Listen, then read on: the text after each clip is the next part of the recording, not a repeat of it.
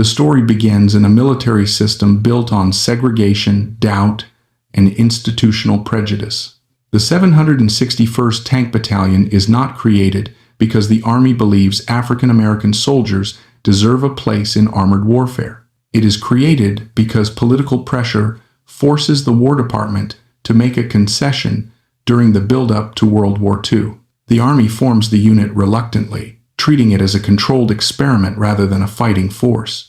From the moment the battalion is activated at Camp Claiborne, every element of its existence reflects mistrust. African American soldiers are restricted to labor units and service roles by doctrine that labels them intellectually unfit for complex combat tasks. Armored warfare represents the peak of battlefield responsibility, requiring initiative, coordination, and independent judgment, and the Army leadership is convinced these men cannot meet those demands. The 761st is therefore placed under a microscope. Their training is extended far beyond the standards applied to white units. While white tank battalions complete training and deploy overseas in under a year, the Black Panthers remain stateside for more than 900 days. The men understand exactly what this means. Every mistake is ammunition for those who expect them to fail. Every success is quietly dismissed or ignored. Their equipment is standard, but their mission is not. They are training not only to fight the Wehrmacht, but to disprove the deeply rooted racial assumptions of their own chain of command. Their instructors drill them relentlessly in gunnery, maneuver warfare, and combined arms tactics, turning them into one of the most technically proficient tank units on American soil. Yet the Army continues to block their deployment, insisting they are not ready. This prolonged delay sharpens their resolve. The battalion's culture becomes defined by discipline, aggression, and a fierce internal pressure to exceed every requirement placed on them. The men embrace a bitter truth. Failure will not simply cost lives, it will reinforce a doctrine that has denied them dignity. Their motivation becomes deeply personal. Each day of training is a silent defiance of a country that allows them to serve but refuses to trust them. General George S. Patton, one of the most demanding commanders in the Allied forces, enters the story not as a champion of equality, but as a pragmatist, desperate for armored strength. By October 1944, his Third Army is bleeding across France. He needs tanks to maintain momentum. When he stands before the 761st on that cold, muddy field, he carries with him the same doubts held by the Army establishment. His speech is brutal, indifferent, and transactional. He tells them he does not care about their color as long as they kill Germans. It is not encouragement. It is a challenge. In that moment, the battalion recognizes what the war will demand of them. They are being sent into combat not with the confidence of their leaders, but with a single conditional expectation: prove yourselves or be forgotten. What Patton does not understand is that the men before him have been preparing for this moment for years. They do not need his faith. They need only the opportunity to fight. A simple truth forming beneath the surface. The Army believes it is sending an untested experiment into battle. The men of the 761st know they are stepping into history with something far more powerful than steel and gasoline. They carry a determination forged by exclusion, humiliation, and relentless training, and they intend to prove in combat what America has refused to see in peace. The 761st Tank Battalion enters combat in November 1944, and the transition from theory to reality is immediate and brutal. The battalion is attached to the 26th Infantry Division and ordered into the assault on Morville-lès-Vic, a stone-built village that has already repulsed a previous American attack. For the Black Panthers, this is not simply a first mission. It is the moment the Army's doubts collide with the truth of their preparation. The approach to the town unfolds under relentless rain. The fields turn to deep mud that clings to the tracks of the Sherman tanks and threatens to immobilize them before they reach the enemy. As the battalion advances, the infantry support becomes pinned down by a precise, sustained mortar barrage. The tankers suddenly find themselves alone. This is the scenario every armored crew fears: tanks entering narrow streets without foot soldiers to clear threats and identify ambushes. Anti-tank guns, Panzerfaust teams, and machine gun nests turn city blocks into killing grounds. Any hesitation can turn an armored vehicle into a steel coffin. The 761st does not hesitate. Company B pushes forward without infantry, forcing their Shermans into the constricting streets where danger exists in every doorway and window. Their gunners switch from armor-piercing rounds to high-explosive shells, firing directly into houses, stone walls, and cellar openings. Instead of waiting for infantry, they use their main guns as assault artillery, collapsing German strongpoints room by room. This level of aggression defies the expectations of both the army hierarchy and the Wehrmacht. The tankers maneuver with practiced confidence despite the chaos, relying on their extended training and their internal discipline to maintain momentum. Their first casualties occur quickly. Private Clifford Adams is killed by machine gun fire while exposed in his turret, a reminder that the battle will demand sacrifice. A Sherman is destroyed by a concealed anti-tank gun, but the column does not break. The crews continue to push into the village center, trading steel and fire at point-blank range. When night falls, Morville-lès-Vic, previously untaken, is secured. The battalion has achieved its first objective through unsupported armored assault, a feat that contradicts the Army's own expectations for an inexperienced unit. The psychological fallout is even more revealing. When the surviving German defenders are processed, the tankers do not encounter hardened soldiers accepting defeat. They encounter men gripped by fear. Years of Nazi racial propaganda have conditioned German troops to believe that African American soldiers are savages who will commit atrocities. The Wehrmacht's indoctrination creates a bizarre, tragic reaction. Some prisoners are too terrified to surrender, and one soldier, rather than be captured by black Americans, slashes his throat with a straight razor. Their fear is not rooted in the tactical realities of the battlefield, but in the poisonous ideology they were taught to believe. Yet German intelligence fails to understand what is actually happening. Their frontline reports do not acknowledge the battalion's racial composition. They describe only aggressive, relentless American tank crews operating Sherman tanks with unexpected ferocity. They see the machine, not the men. They identify tactical momentum, not the cultural and emotional factors driving it. The 761st becomes invisible within the American Army and indistinguishable within the German analysis. Their performance is judged solely by their results, and their results are impossible to ignore. These first engagements establish a pattern that will define the next 6 months. When confronted with entrenched defenses, the battalion does not halt and request reinforcements. It assaults. When faced with obstacles, it overwhelms. When pinned down, it pushes forward instead of pulling back. The men are not driven by blind recklessness, but by a disciplined refusal to be labeled inferior.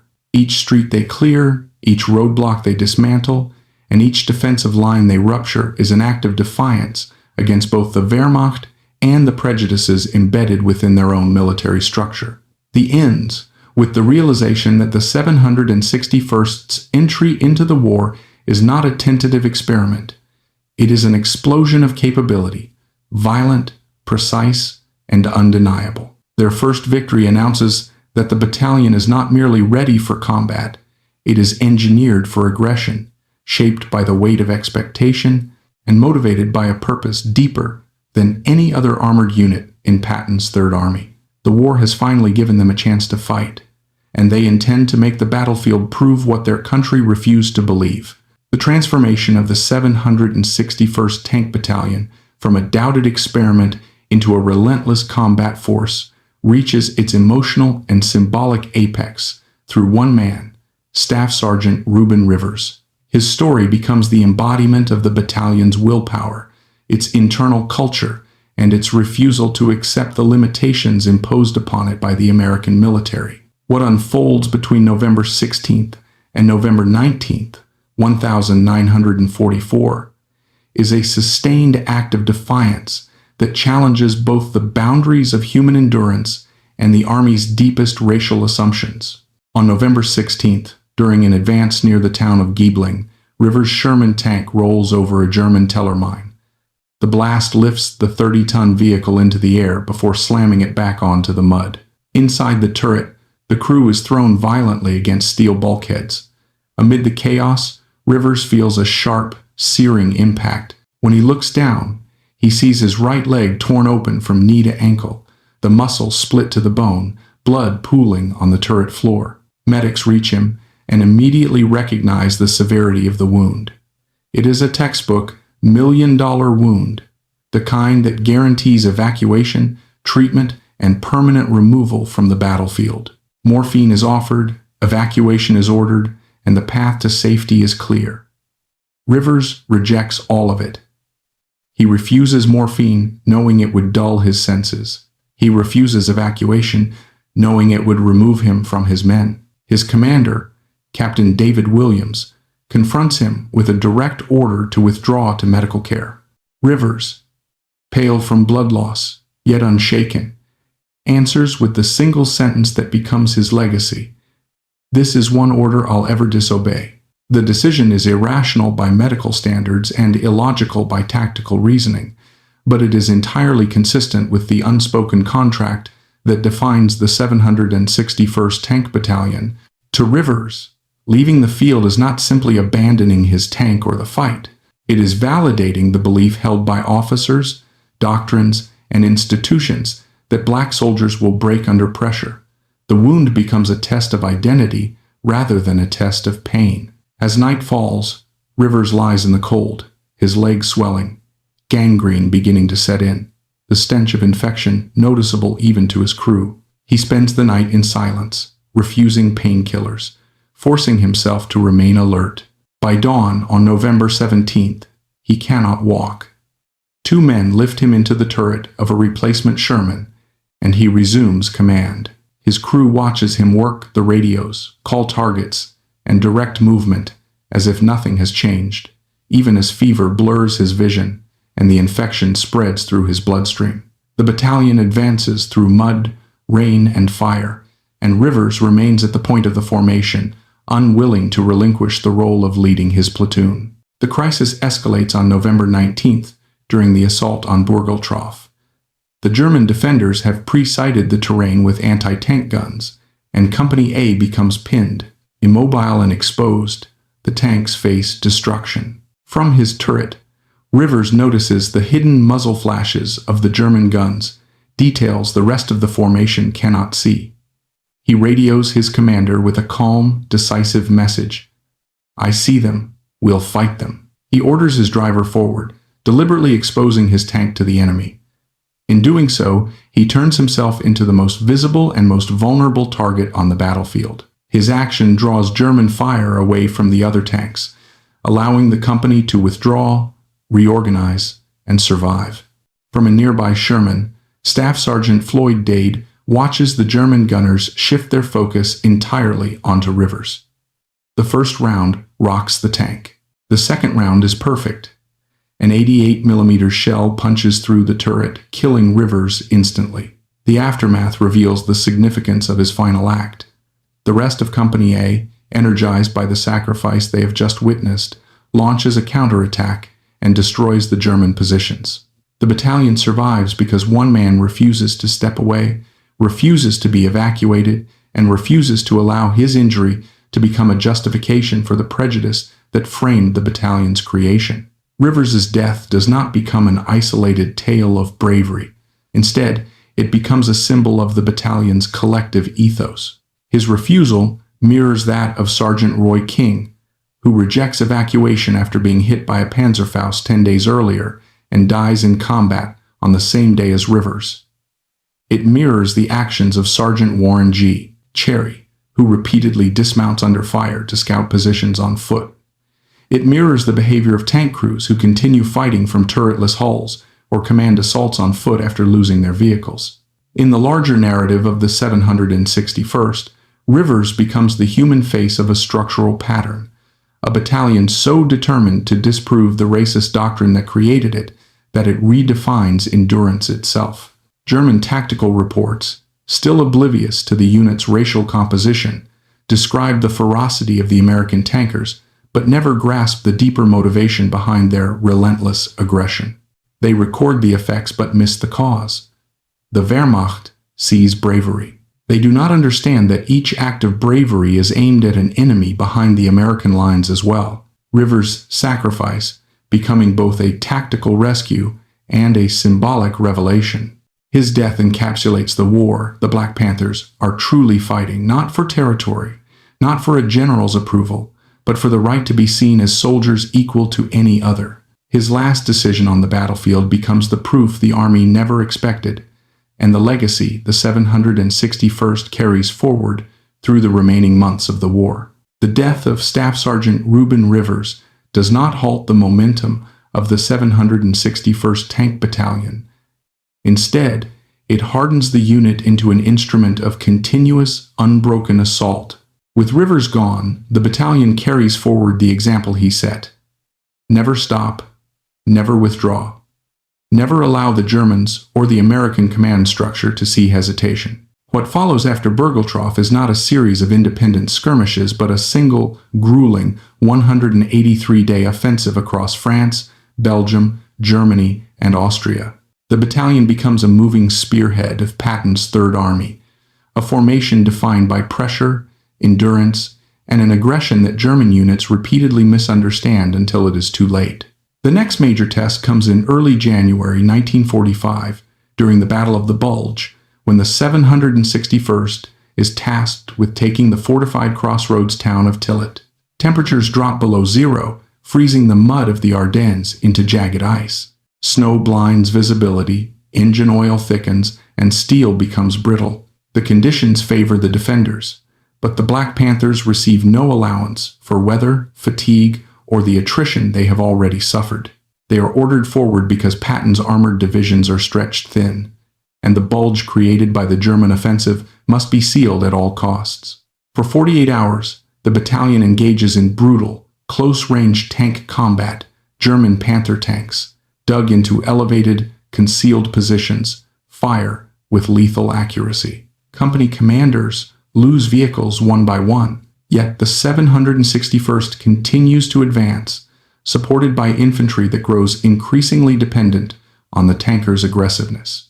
Captain Charles "Pop" Gates leads assaults on foot after his own tank is destroyed, directing fire under conditions where survival depends on seconds and inches. Lieutenant Moses Dade loses the entire turret of his Sherman to a direct hit but survives with his crew. Instead of withdrawing, he climbs back into the turretless hull and continues fighting using only the hull-mounted .30 caliber machine gun. These acts are not exceptions within the battalion, they are patterns.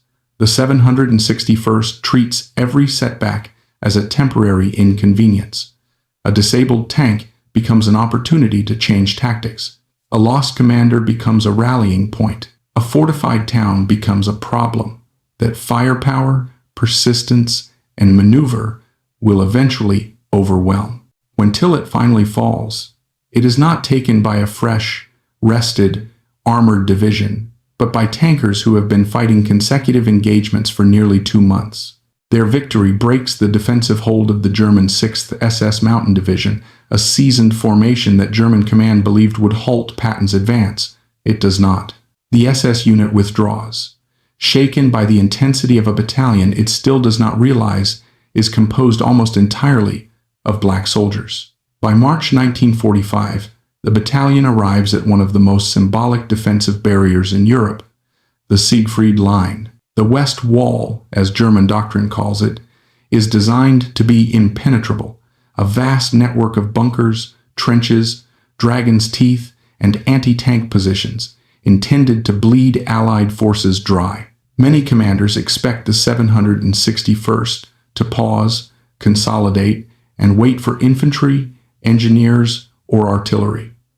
The Black Panthers do not pause. They probe, bypass, and overwhelm, applying the same aggressive momentum they displayed in France and Belgium. They learn quickly that the Siegfried Line can be fractured by speed, shock, and relentless forward movement. They attack from unexpected angles, using terrain, suppressive fire, and the mechanical reliability of their Shermans to break German defensive sequencing.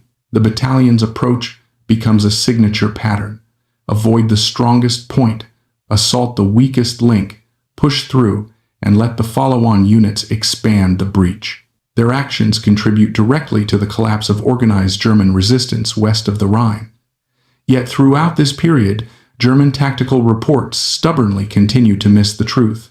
They describe American armor as numerically overwhelming, aggressively handled, and difficult to repel. They note the high volume of fire the battalion delivers and the rapid recovery from losses. They never identify the unit as segregated or racially distinct. Their ideology blinds them to one of the war's most significant tactical developments: the existence of an all-black armored unit operating with exceptional effectiveness. As the German defenses crumble, the battalion pushes into southern Germany. Their operations become a relentless pursuit. Roads once defended by anti-tank guns become evacuation routes for German troops fleeing the American advance. Towns surrender quickly or collapse under combined American pressure.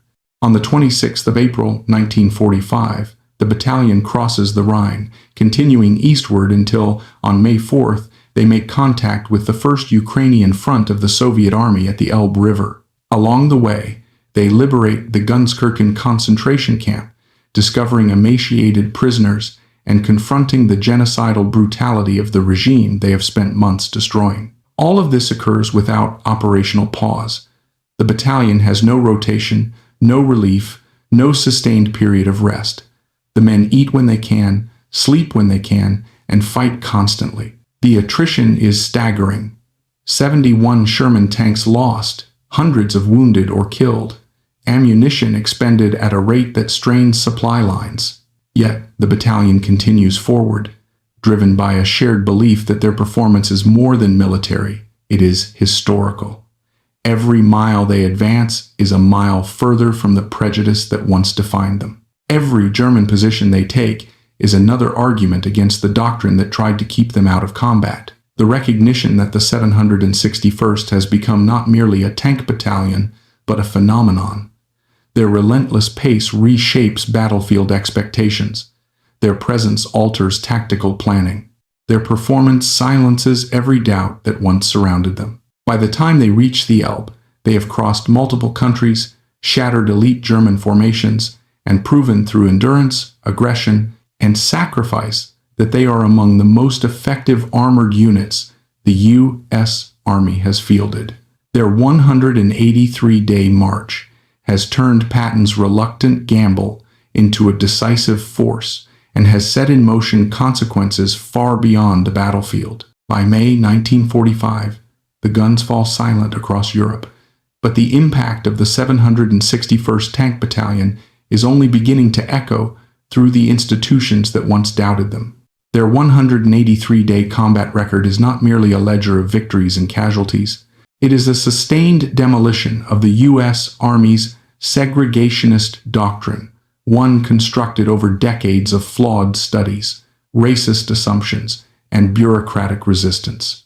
The war ends, but the consequences of what the Black Panthers have proven now confront the very system that created them as an experiment. Before the battalion ever reached France, the 1925 Army War College report, an influential, deeply racist document, declared African Americans intellectually inferior, emotionally unstable, and unsuitable for combat roles requiring initiative. These ideas shaped training, assignments, promotions, and the entire structure of the segregated military.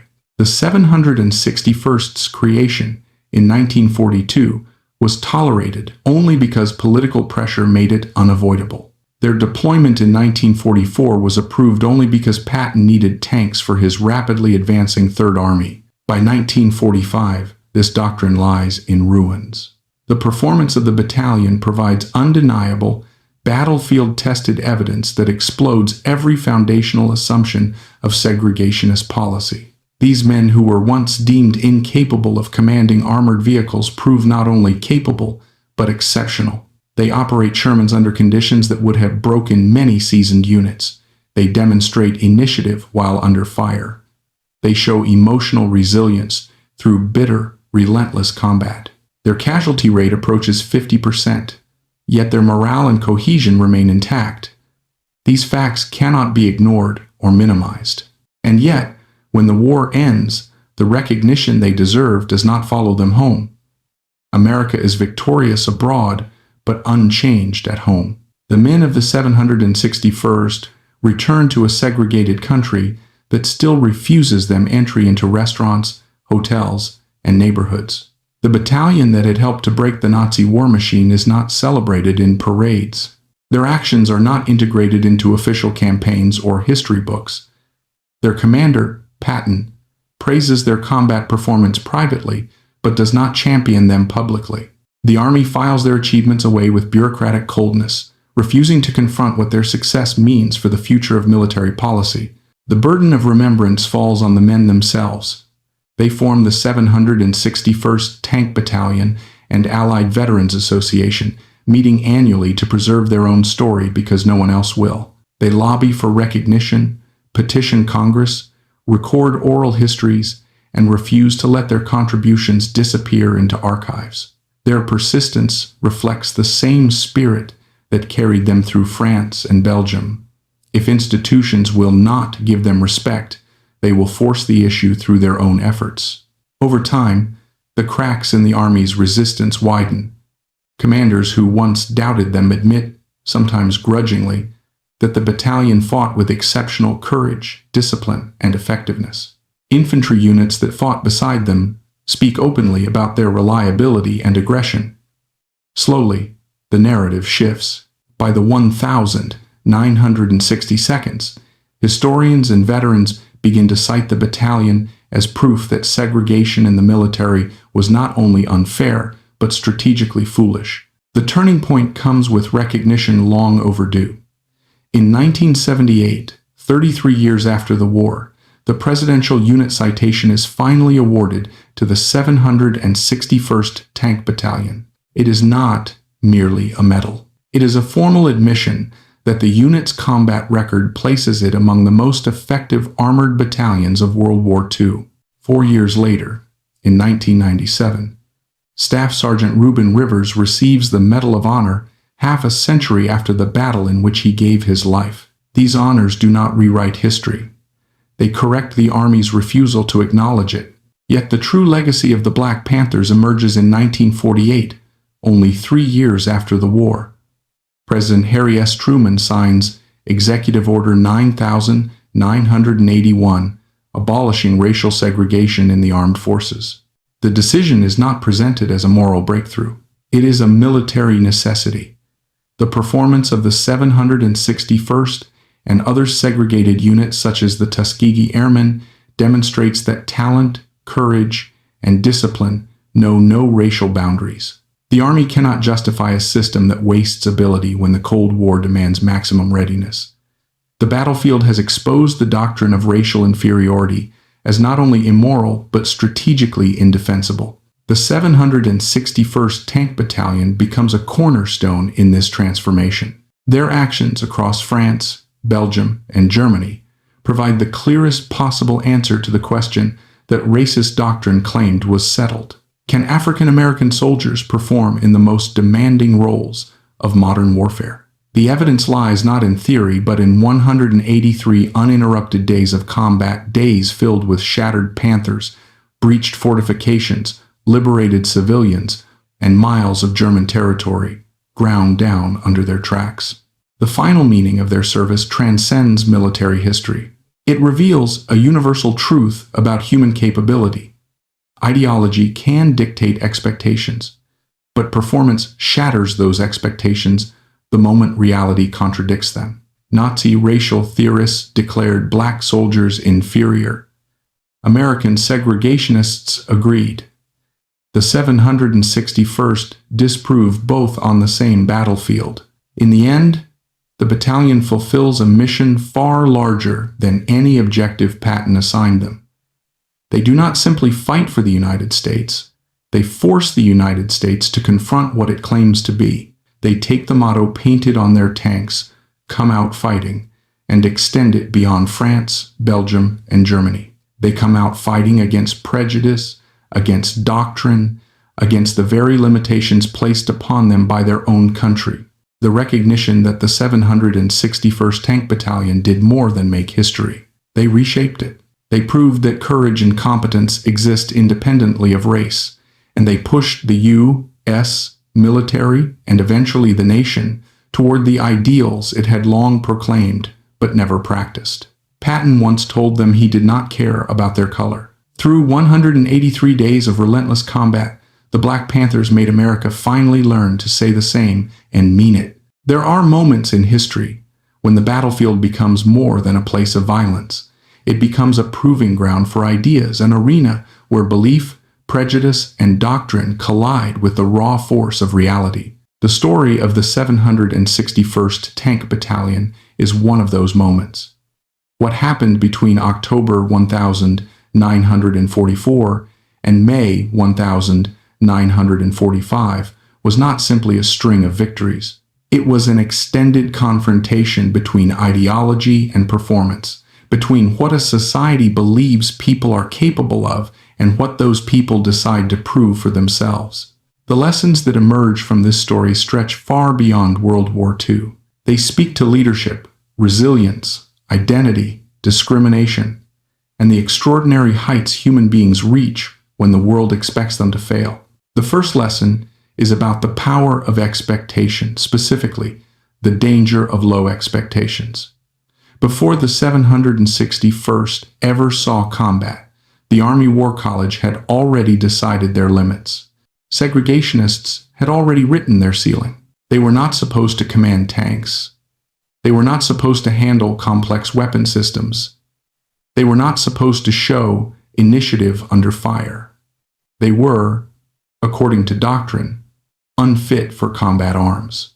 When a system labels a group as inferior, that label becomes an invisible chain. It shapes assignments, training, promotions, even the chances someone gets to prove themselves. But the 761st story reveals a counterforce. When people are driven by the need to break an unjust expectation, they develop a strength that those who have never been underestimated cannot easily understand. The battalion's training, 929 consecutive days of drills, maneuvers, gunnery, maintenance, and tactical exercises, was not simply preparation. It was a struggle for identity. Every lesson they absorbed was a silent statement. We are capable. We are disciplined. We are ready. Their extended training, designed to delay them, ultimately forged them into one of the best prepared armored units in the U.S. Army. The lesson is clear. Sometimes the obstacles placed in your path become the very grindstone that sharpens your talent. What others intend as suppression can become transformation if you choose to endure. The second lesson lies in the meaning of leadership under oppression. The officers who led the battalion, both black and white, had to navigate two fronts. They commanded tanks and men in the field, but they also fought a subtler battle against a system that denied their legitimacy. Black officers in particular carried a dual burden, leading men in combat while constantly proving that their leadership should be recognized at all. Their authority was not assumed, it was earned daily. That pressure shaped a leadership style built on example, sacrifice, and constant vigilance. When a leader's every action is scrutinized, leadership becomes an act of defiance. From them we learn that real leadership is not a position granted. It is a position maintained through continuous integrity under unfair conditions. Nowhere is this lesson clearer than in the actions of Staff Sergeant Reuben Rivers. His refusal to accept evacuation after a catastrophic injury is often framed as reckless bravery, but it represents something deeper. A man who understood that leaving the fight would reinforce the very stereotype he had spent years confronting. He knew his presence mattered not only tactically but symbolically. Leadership, in its purest form, is the willingness to bear consequences that others should not have to bear. Rivers chose to stay because he understood what was at stake, not just for the battle at Bourgaltroff, but for the reputation of the battalion, the credibility of its soldiers, and the legacy of every black serviceman who would follow. His sacrifice offers another lesson. Courage is not the absence of fear, but the conquest of injustice with purpose. When Rivers exposed his tank to draw German fire, He was not motivated by a simple desire for heroism. He was driven by obligation to his men, to his unit, to the cause of proving that African American tankers belonged in the fight. The courage of the 761st was not impulsive, it was principled. It came from years of being told they were inferior, years of being denied opportunity, years of being trained harder and longer because people expected them to fail.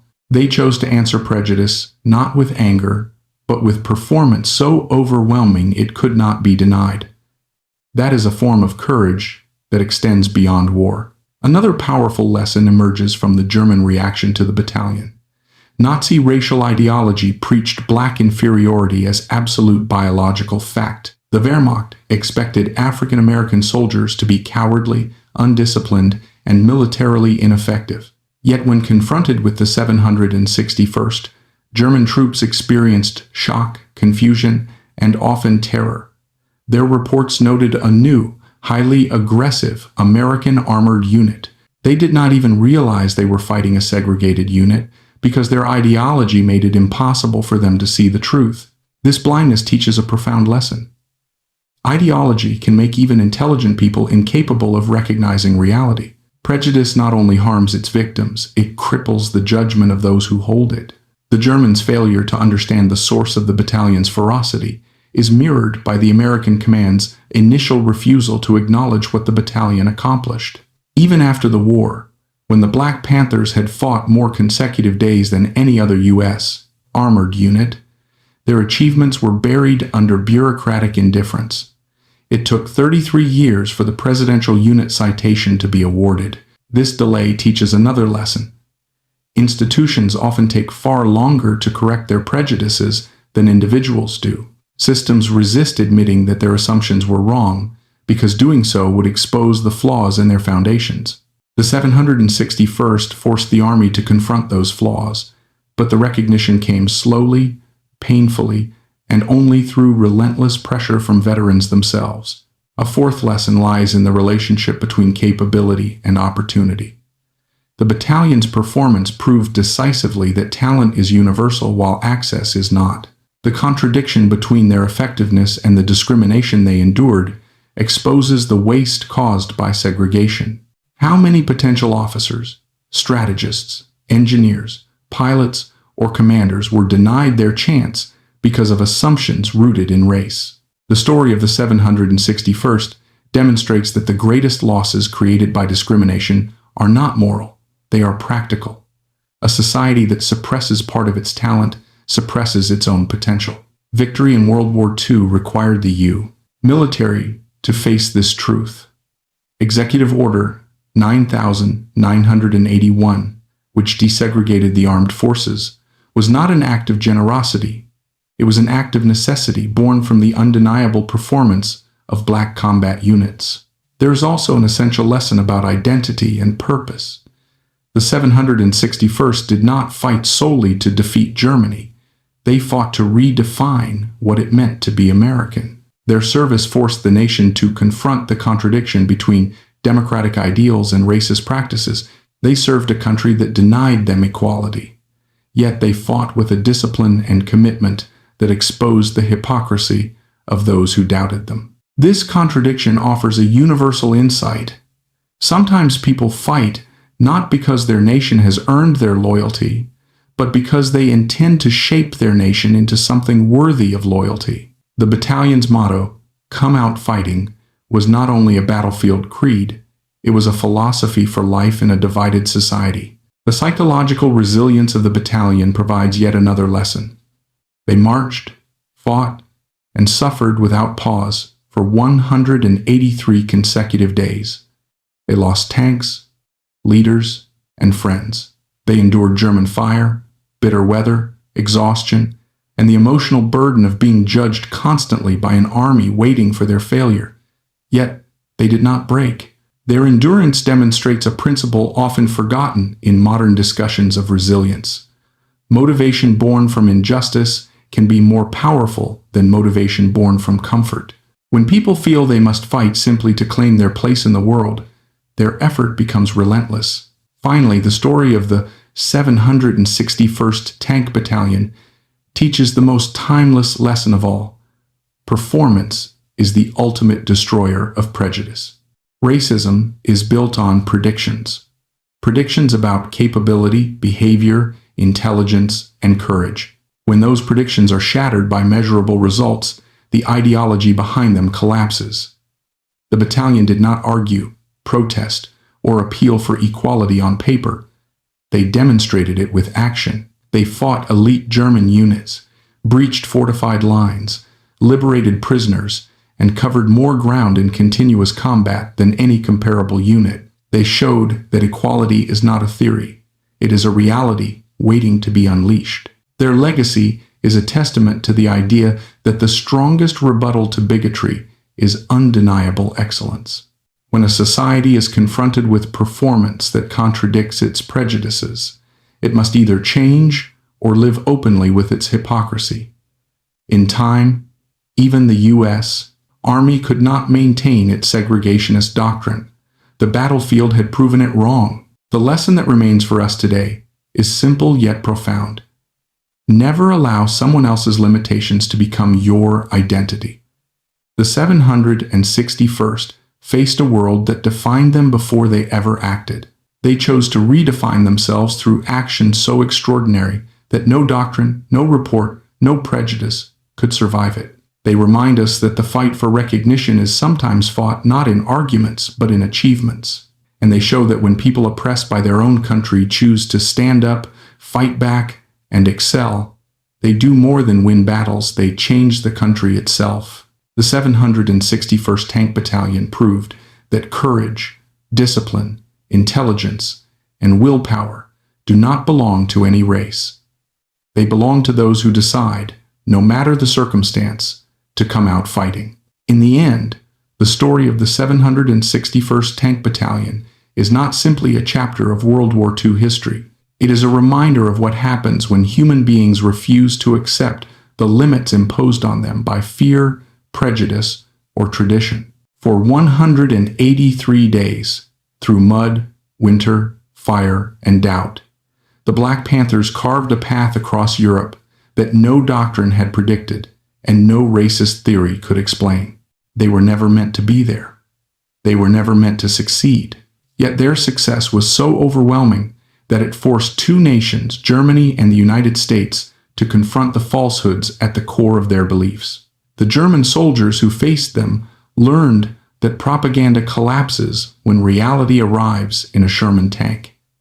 The American commanders who once doubted them learned that capability cannot be confined by segregation, and the world learned that courage, discipline, and excellence do not belong to any one race. They belong to those who choose to rise when everything around them says they should stay down. The legacy of the 761st lives not only in medals or citations, many of which came far too late, but in the transformation they compelled. Their performance helped crack the intellectual foundation of segregation and pushed the U.S. to military toward a future that finally reflected the ideals it claimed to defend.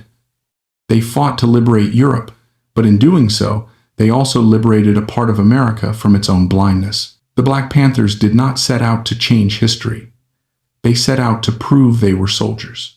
Instead, they proved something far greater: that when determination meets injustice, and when skill meets opportunity, the result is a force powerful enough to break armies, rewrite doctrine, and reshape a nation's understanding of itself. Their tanks have long fallen silent. Their motto has not come out fighting. Germany raced to adapt its radar. Britain raced to adapt its chaff. Germany took months. Britain took days. Germany created SN2. Britain cut longer strips. Germany modified antennas. Britain changed jamming frequencies. Germany refined filtering. Britain refined scattering behavior. This is the law of adaptation. Victory does not belong to the strongest. Victory belongs to the fastest learner. Window teaches us that evolution is not optional. It is oxygen. Germany's technological confidence was immense. It believed the Kammhuber line was unbreakable. It believed radar superiority guaranteed survival. It believed its scientists were the best in the world. And in many ways, they were. But confidence becomes fatal when it turns into complacency. No one in the Luftwaffe imagined that radar itself could be turned against them. No one questioned whether the network's foundational assumptions were fragile. No one considered that simplicity could defeat sophistication. Overconfidence blinds, and blindness kills. Window teaches us that arrogance is the most expensive mistake of all, because it prevents adaptation until disaster forces it. By then,